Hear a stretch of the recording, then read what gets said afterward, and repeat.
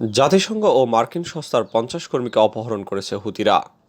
এছাড়াও জানবেন সরকার গঠনের আগেই বিশ্বাসঘাতকতার সংখ্যায় বিজেপি।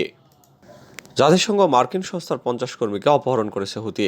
ইয়েমেনে জাতিসংঘ, যুক্তরাষ্ট্র এবং অন্যান্য বিদেশি সংস্থায় কাজ করা ৫০ জনের কর্মীকে অপহরণ করার অভিযোগ উঠেছে দেশটির হুতি বিদ্রোহীদের বিরুদ্ধে। শুক্রবার এই তথ্য জানায় দেশটির মানবাধিকার মন্ত্রী আরমান আহমেদ। তিনি জানান, এদের মধ্যে জাতিসংঘের বিভিন্ন সংস্থায় কাজ করা ১৮ কর্মী রয়েছেন।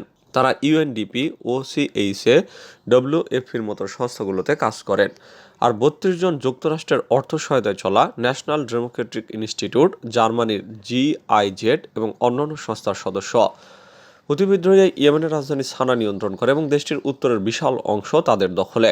গতকাল তারা রাজধানীর বিভিন্ন বাড়ি এবং অফিসে অভিযান চালায়। এ সময় হুতি বিদ্রোহীরা ওই কর্মকর্তাদের ফোন এবং কম্পিউটার জব্দ করে। ইয়েমেনের দক্ষিণ অংশ নিয়ন্ত্রণ করা দেশটির আন্তর্জাতিক স্বীকৃত সরকার জানিয়েছে, জাতিসংঘের ওই কর্মকর্তারা মানবাধিকার কর্মী ছিলেন এবং তাদের মানবিক সম্পর্কিত বিষয় নিয়েও কাজ করতেন। এ বিষয়ে জানতে জাতিসংঘ এবং এনডিআইয়ের সঙ্গে যোগাযোগ করে বার্তা সংস্থা রয়টার্স, কিন্তু এ বিষয়ে তারা কোনো মন্তব্য করেনি। এ বিষয়ে হুতি বিদ্রোহীদের মুখপাত্রও কিছু বলতে রাজি হননি।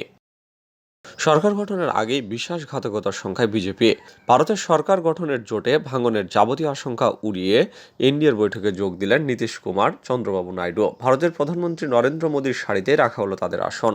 বৈঠকে যোগ দিয়েছেন একনাথ শিন্ডে, অজিত পাওয়ার থেকে শুরু করে এনডিএর যাবতীয় শরিক দল। এনডিএর এই ঐক্যের ছবি খানিকটা হলেও স্বস্তি দেবে বিজেপির নেতৃত্বকে। শুক্রবার পার্লামেন্টের সেন্ট্রাল হলে এনডিএর সব শরিক এমপিদের বৈঠকে ডাকা হয়। তাতে ভারতের বিভিন্ন প্রান্ত থেকে নবনির্বাচিত এমপিরা উপস্থিত হন, যোগদান শরিকের শীর্ষ নেতারাও। ওই বৈঠকে মোদীকে প্রধানমন্ত্রী পদে নাম প্রস্তাব করেন রাজনাথ সিং, অমিত শাহ, নীতিন গাডকারি থেকে শুরু করে নীতিশ কুমার, চন্দ্রবাবু নাইডুরা সবাই ওই প্রস্তাবে সায় দেন। সর্বসম্মতিক্রমে নেতা নির্বাচিত হন মোদী। শুক্রবার বিকেলে রাষ্ট্রপতি দ্রৌপদী মুর্মুর কাছে সরকার গড়ার দাবি জানায় বিজেপি। রবিবার সন্ধ্যায় জাঁকজমকপূর্ণ অনুষ্ঠানে ফের প্রধানমন্ত্রী পদে শপথ নেবেন মোদী। এদিন সরকারিভাবে এই কথা জানিয়েছেন বিদায়ী সংসদ বিষয়ক মন্ত্রী প্রহ্লাদ যোশী। উল্লেখ্য, প্রধানমন্ত্রী হিসেবে নরেন্দ্র মোদীকে এই পর্যন্ত সংখ্যালঘু সরকার বা মিলিজুলি সরকার চালাতে হয়নি, কিন্তু এবার পরিস্থিতি সম্পূর্ণ আলাদা। ২/৩ সংখ্যাগরিষ্ঠতার লক্ষ্য নিয়ে নেমে একক সংখ্যাগরিষ্ঠতাও জোটেনি গেরুয়া শিবিরের ভাগ্যে। সরকার চালানোর জন্য প্রধানমন্ত্রী নরেন্দ্র মোদীকে এমন দুই বন্ধুর উপর নির্ভর করতে হচ্ছে যারা অতীতে একাধিকবার তার সঙ্গে বিশ্বাসঘাতকতা করেছেন। নীতিশ কুমার বা চন্দ্রবাবু নাইডু কেউ যে নেতা হিসেবে মোদীকে বিশেষ পছন্দ করেন না, সেটা কারো অজানা নয়।